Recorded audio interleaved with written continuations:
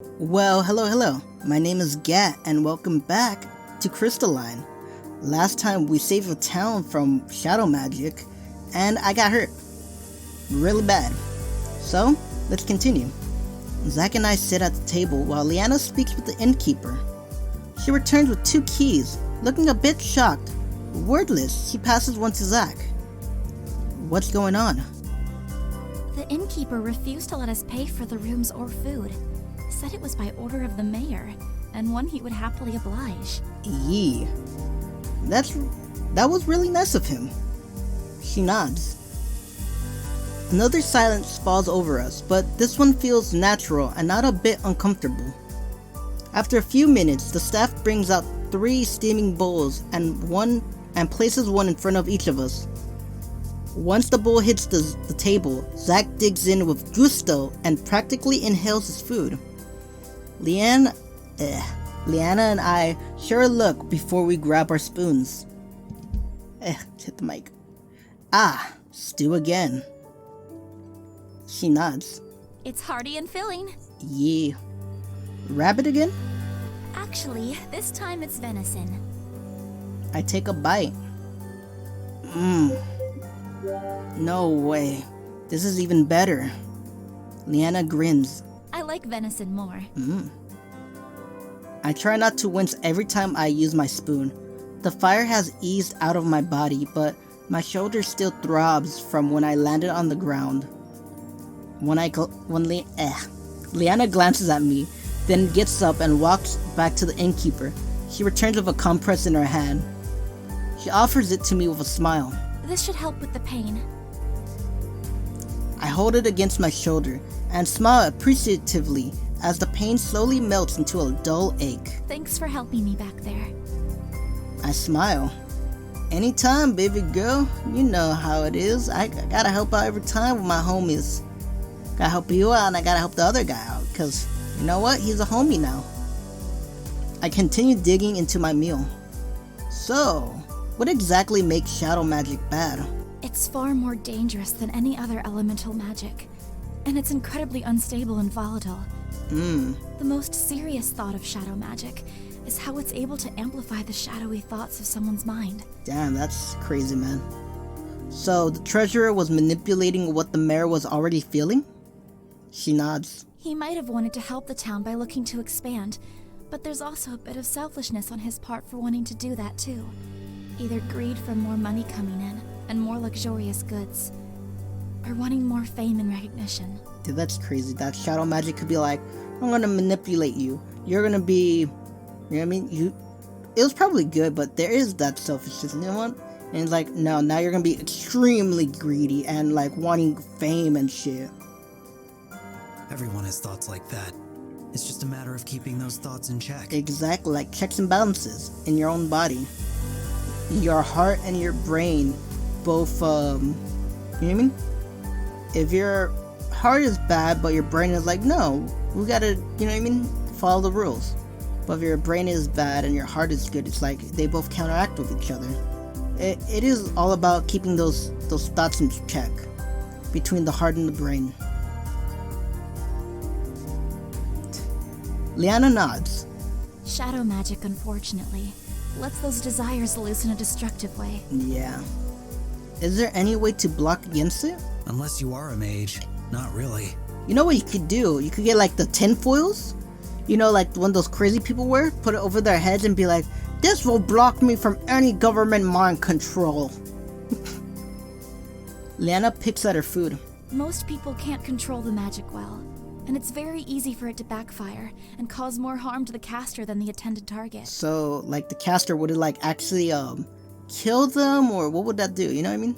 Because the other guy was having it pretty easy. The treasurer seems to be handling it well. Oh, there we go.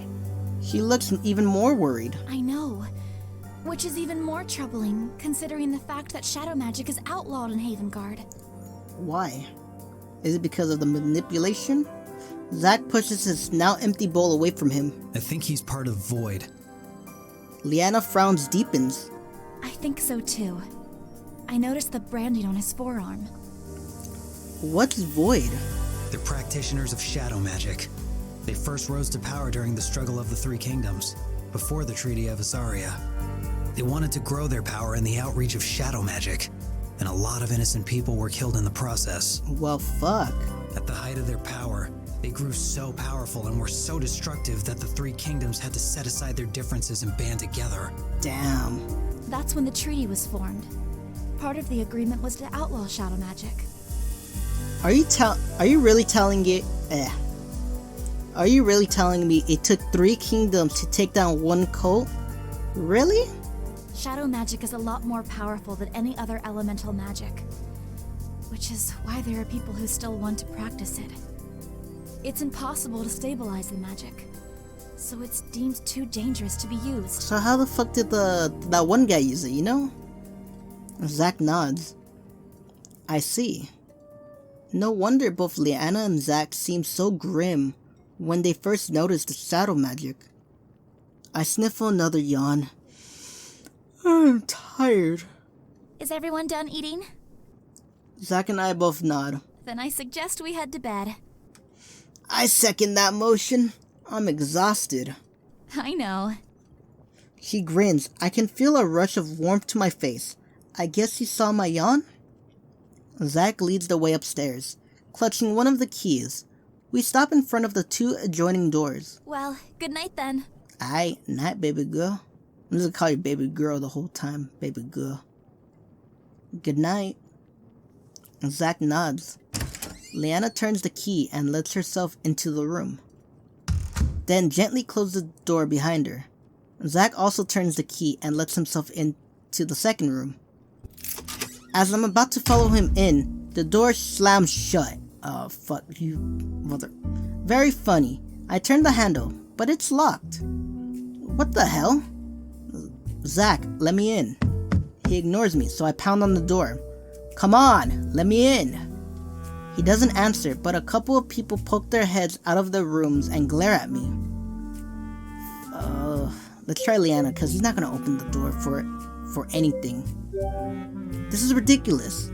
I knock on Leanna's door. Leanna.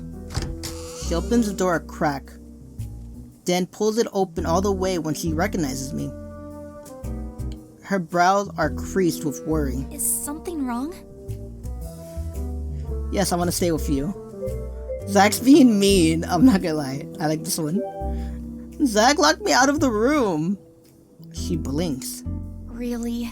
Is that it? And I need to get in there. Alright, then get in there.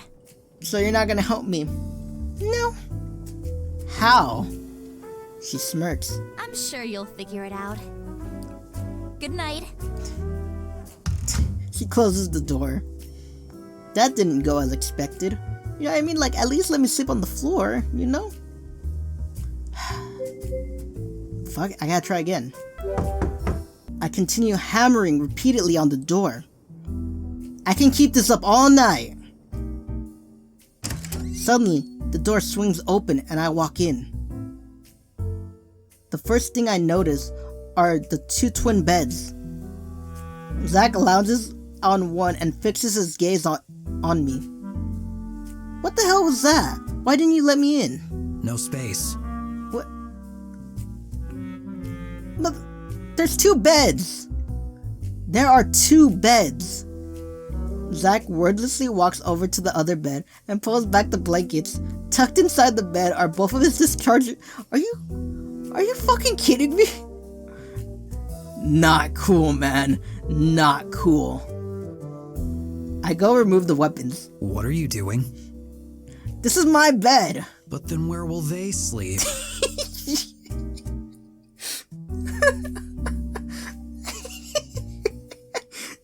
I don't know. Fuck. Put him anywhere. I just look at him. Finally, he sighs and collects his dischargers. Are you fucking kidding? I lie on the bed, and as soon as my head hits the pillow, I am asleep. Come on, my dude. Come on. Dude, I live in America, so like, there is that like freakiness where it's like, I want to keep I got a gun right here. I got my shotgun, and I love it and everything, but I'm not gonna put it in my bed and be like, alright, I'm gonna sleep on the couch. I'm rudely awakened by boisterous yells. As I blink my eyes open, I see the pongo planted on Zack's face. What is going on? Zack leaps off the bed, continuing his scowling, and the pongo scurries under the pillow. I think you scared him. Get out of there! He snatches the pillow to reveal Pongo contently bobbing over his dischargers. The Pongo's eyes are still shut, and he's wearing a silly grin. Don't even think about it! Zack scoops up his dischargers and forcefully gives them a shake, and the Pongo's eyes snap open and as he wobbles in the air, clinging for dear life. Point! Zack doesn't cease his shaking, and somehow the Pongo seems to be hanging on. Point! His small body jiggles up and down until he finally bounces to the floor. Point! What the fuck, man? His glare daggers. He glares Sorry at the burp. He glares daggers at Zack, who is too busy inspecting his dischargers to notice. There's a sharp knock on the door. Barely comprehending what's going on, I shuffle to the door and open it a crack. I heard yelling. Is everything She cuts off mid-sentence as her eyes grow wide. I look behind me and see Zack dangling his dischargers high in the air, while the Pongo leaps up to reach it. These aren't for you to absorb! Point! I'll just wait for you guys downstairs. Please help me. Don't go. Before I can answer, she turns around and walks away. I can't blame her for that. I close the door and start getting dressed. As a long while later, I emerge from my room with the Pongo sitting on my head. Zack has his dischargers back in their holsters and shoulders his pack. We head downstairs and meet Leanna, who is waiting at one of the tables. Is everyone ready? Yep. Yeah, as long as that thing doesn't come near my dischargers again. Point! The Pongo sticks out his tongue. Leanna speaks before the two of them can start again. All right, then let's hit the road. Good save. With one final nod, she leads the way out of the inn and back into town. The rest of the journey towards Illumia is peaceful, yet uneventful. The Pongo snoozes on my head for the most of the way there. Leanna frequently sneaks a peek at him and smiles to herself. Zack keeps to himself and continues to be in the lead for a few lines spoken. By midday, I could see the stone building of Illumia. We make it through the city gates without incident. Ooh, look at this. This is bigger than all the other ones. Unlike the quaint towns, the houses of Meadow Hill Village, Illumia is built taller and grounder. There are more noises as people fill the streets. Zack stares down a side street. This is me. Oh yeah, shit, you were only coming us till here. I crank my neck and peer into an enclave. It's a shortcut to the inn. Leanna nods. Safe travels. Hopefully our paths will cross again. Yeah. Good luck at the Mage Academy. He heads into the alley. Do you think we'll see him again? She shrugs, like, I don't know. Mercenaries have a way of just popping up. Let's keep moving. The Mage Academy is straight ahead. Closer. Ah, shit. Can I hear that again? Mercenaries have a way of just popping up. Let's keep moving. The Mage Academy is straight ahead, closer to the center of town. She points to the looming tower with a high steeple. As we get closer, I see the tower is attached to a castle. Whoa. You study here? Yep. It's definitely looked prestigious. She noticed my wonder. What's your academy like? Liberal arts college. Party! Normal university. Okay, she's not gonna know what a normal university is. I'm not gonna scare her with that. Fucking liberal arts college. Because I'm a loser and I don't really know what I want to do with my life. The campus is a lot smaller. We don't have a big research facility either. But at least that means class sizes are a lot smaller too, so we can get more individualized attention from our professors. Leanna smiles fondly. Only those with a natural talent for magic are accepted into the Mage Academy. I learned everything I know about casting from my mentor here. Oh wow. Hopefully he's here today. Alright. We begin making our way down the grand streets of Illumia. Once we arrive at the academy, Leanna pushes right through the one iron gates and leads me across the expansive quad. Students pass by in flocks, chatting adamantly, each wearing nearly identical long cloaks, differing only in colors. Leanna glances excitedly at a girl wearing a white cloak. Do you know her? No, but we're in the same house. Same house? This is Gryffindor! And that's Slytherin! And that's Ravenclaw! And that's Hufflepuff! What does that mean? You can tell by her cloak. White means she's learning wind magic. Oh. I pay more attention to the specific colors. There's white, red, blue, and green. I bet I can guess which color represents what. Wind is white. Leanna nods. Red is fire, blue is water, and green is earth. She grins. You got it. Damn.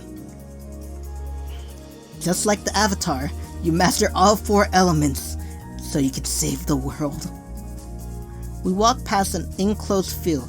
A young man sporting a green cloak holds a book in one hand, and with his other hand, aims his manipulator straight ahead of him. His mouth is pressed in concentration, and beads of sweat lines his forehead. Fuck, I am sweating right now too. I don't want to put my fan on because I don't want you to hear that shit, so I am baking in my room right now. It's hot. After a few tense minutes, the earth rumbles behind him and dirt spikes shoot out from the ground beneath him. That was awesome! Come on! No, but I want to watch. Leanna pulls my arm, reaverting my attention back to the task at hand. We entered the east wing of the castle and into an open foyer. There are only a scattering of students wandering these halls, and most are accompanied by an adult wearing a long black cloak. Robes. I assume they must be the professor. I can't read. Leanna scans each professor we pass, as if looking for someone specific. She leads me up a windy staircase, then grins when she spots an older man with graying hair. His robes are pleated with white stripes as he carried a staff in one hand. Professor Orin. He turns at the sound of his name and matches Leanna's grin. Leanna, one of my best and brightest. What a pleasant surprise. She smiles bashfully at the compliment. It's great to see you again. What brings you to the academy? Actually, I'm here on official business. I'm sure you've heard of the random concentrations of magical energy by now. He nods. Well, I found someone who was directly impacted. She gestures to me. I shift awkwardly at his gaze as his gaze falls on me. Although he looks intently at me, I can sense his curiosity. What exactly do you mean by impacted? I was investigating a report of unusual magic energy in Meadowhill, and it turns out the concentrated energy originated from him. The professor raised a skeptical eyebrow. That level of energy would tear a human apart from the inside. Are you sure you weren't mistaken? My manipulator read the energy level. Maybe we can use the Academy's equipment to scan him again. Yes, let's do that. He motions for us to follow him, then turns down the hallway. We arrive in a spacious room. You mean the same fucking room? There's a large device on one of the ends of the room, which is separated by a wall of glass. Well, maybe they didn't have this. I wasn't paying attention. The device has 2 panels on the side which stretches up about 8 feet off the ground. On the other side of the room are a handful of students and professors.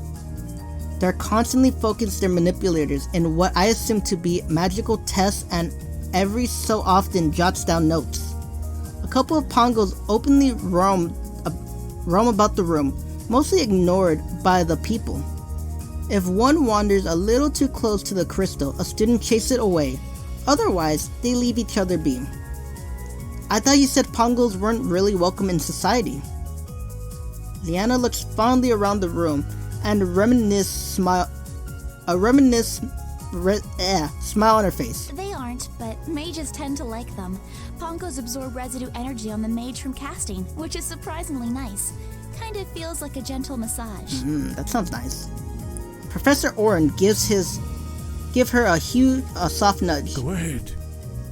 She nods and turns to me. We're gonna take another scan of you now. You're talking about that huge thing behind the glass, right? Yeah, it looks intimidating, but it functions the same way as my manipulator. Fuck, it's hot in here. Alright. One of the students lead me to the device and has me stand between the two panels. There's a crystal mounted on the top of each panel. As he closes the glass door behind him, the quiet mumming of voices is muted into silence. A beam of soft light emits between the crystals and slowly descends towards my head, passing through my torso and disappearing at my feet. Once the light is gone, the same student leads me back into the room. Professor Oren looks grave, while Leanna's mouth is pressed in a firm frown. This can't be right. Maybe we should scan him again. Leanna, the levels that you reported would have killed this young man. Even so, how is it possible that this scan shows he has 0 magical energy? She holds out her manipulator. Just as when we first met, a pale light glows. Unlike our initial meeting, as she holds her manipulator closer to me, the light remains unchanged. Leanna's face falls. Professor Oren put a comforting hand on her shoulder. Had he just cast it? Perhaps it was magical residue which you had read. As you know, that tends to slowly leave the body after each magic use. I don't know about you, but I'm no mage, fool. She shakes her head. It was too high a reading to just be residue. Defend Leanna. Fuck yeah. The last time Leanna used her scanner thing at me, the little glowing light was pulsing like crazy. Like it was almost flatlining. Flatline. It was beeping so much. Professor Oren seems intrigued. Then perhaps it was a faulty reading from your manipulator. The fuck? Perhaps. What? I can hear the skepticism in her voice. It seemed to be working fine before.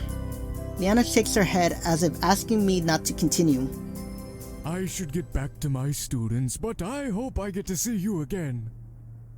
Professor Oren gives Leanna's shoulder one last comforting squeeze before he leaves. I don't like that when like professors or like someone wants to touch you on the shoulders. Like, I had a teacher, like I was asleep and he just wakes me up like, bam, pats me on my back, and it's like, motherfucker, like you don't touch a student. While our discussion had been taking place, I noticed the pongos would watch me with interest. A green one starts to gravitate towards us. Maybe it's interested in Leanna's magic, but then why does it look like it's heading towards me? Poi? I look down and see my wobbling blue friend at my feet. Hey, you're back! Poi!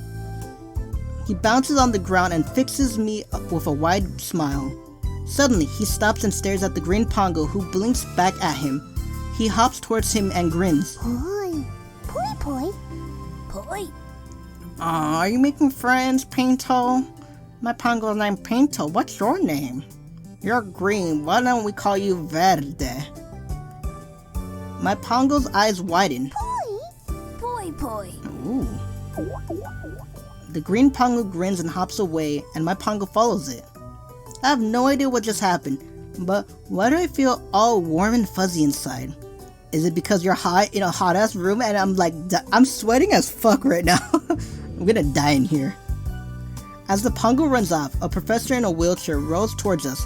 Although he's lost all of his hair, he doesn't seem as old as some of the others. Leanna. Ooh, you have a face.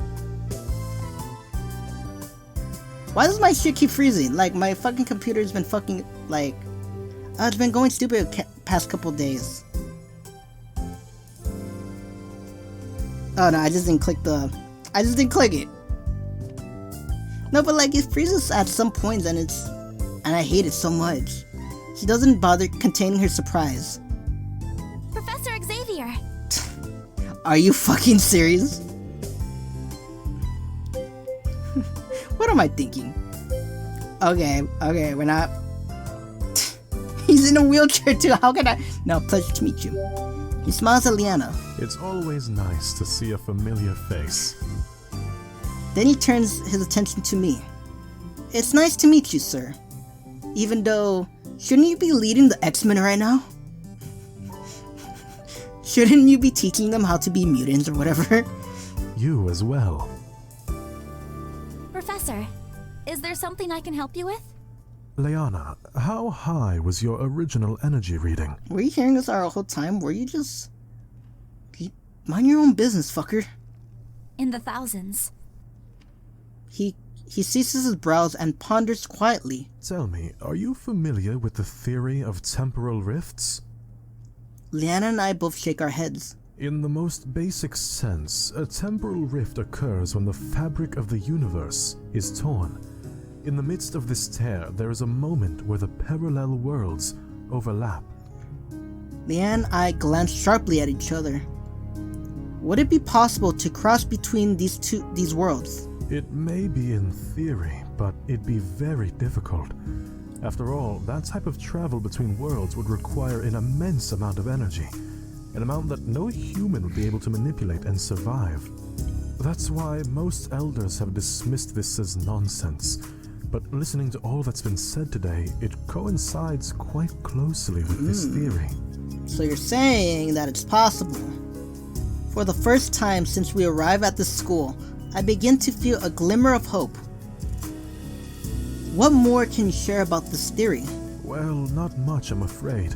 As I said, most consider it to be either nonsense or too inconsequential to waste their time on. Although there is one man who spent his life developing and researching this theory. He used to be an instructor of this academy. Did he die? What the fuck? Is he still in Illumia? When I hear used to be like, oh, I'm sorry for your loss. I didn't know he died. Unfortunately, he left many years ago in search of Ember Mist. The fuck is Ember Mist? Leanna purses her lips. The hidden city. Oh. He nods. If it's hidden, I'm guessing it would be hard to find. Before he can respond, a student with 2 long pigtails stride over him. Please allow me to accompany you on your quest. Ooh, why though? Professor Xavier replies sternly. Absolutely not. Could you elaborate on your disapproval? This is an excellent opportunity to further my research and education. This is not a Mage Academy sponsored expedition, so there won't be mages around to protect you. It's a dangerous journey, especially given the fact that no one knows the location of Ember Mist. There's no mages to protect you. You got me, who's interested, and probably Leanna. We got this, motherfuckers. And I'm pretty strong. You know, I took a shadow bolt, so I think I got this. The girl stays quiet, and I can practically see the cogs in her head spinning as she contemplates his words. Finally, she nods. Understood. No, you come with us. As soon as she finished speaking, she turns on her heels and walks away. What just happened? Pay her no mind. That's just how she is. Who is she? That's Amelia Estelle, the university's prodigy. She's only a teenager, but already a mage caster, which means she can manipulate 2 different elements at the same time. That's cool. I flash her a grateful smile for automatically explaining what a mage caster is. I'm guessing mage casters are usually a little older than a teen? Leanna grins. Just a little. Most mage casters are in their 40s. Ooh. My eyes widen. She must really be something special then. And who knows, maybe she could get a third magic thing. Anyway, thank you for When all of she's your in her help, 40s. Professor. I'm sorry I wasn't able to be more helpful, but I wish you the best of luck on your journey. Alright, now go lead your fucking X-Men. After saying goodbye, his wheelchair moves on its own as he pushes out of the room. Whoa, did his wheelchair just move by itself? He is fucking Xavier. Not quite. He's using wind magic to push it along. Damn it. The more I see magic in use, the more I wish I could use it. What did you think of everything the professor said? It sounds exactly like what happened to me. We should find this Ember Mist city and talk to the professor there. She nods. Unfortunately, no one knows how to get there. Let's stop by the inn. Since it's a hub for travelers from all over, there's bound to be someone who knows something. That sounds like our best course of action. Once agreed, Leanna leads the way out of the academy. Alright, okay, I'm gonna end there. I'm sorry, I want this to be like an hour like how the last one was, but I am dying in here! Oh my god! Like, it is hot. I don't know what's wrong with my room. Like, it gets hotter than it is outside. And I am burning in here. So, I'm gonna end it here. It ended on a good note, right? Hopefully? Anyway, if you like this video, like, subscribe, leave a comment, and hit the bell notification. Well then, as always, fuck. How did I fuck that out? Is it because I'm hot as shit? Well then, farewell, and as always, bye-bye.